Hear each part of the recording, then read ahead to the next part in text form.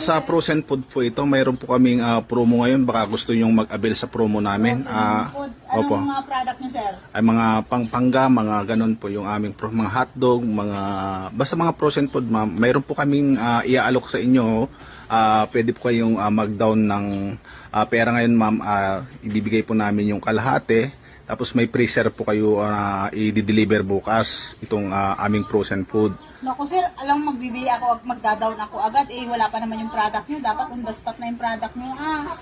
Ma'am, ganun po kasi yung aming protocol, ma'am. Kailangan nyo pong mag-down muna ng pera. Tapos itong sample namin, ma'am, ay iiwanan po namin sa inyo. Ako sir, hindi na sir. Dapat nga on the spot yung product nyo. Baka scam yan. Wag na.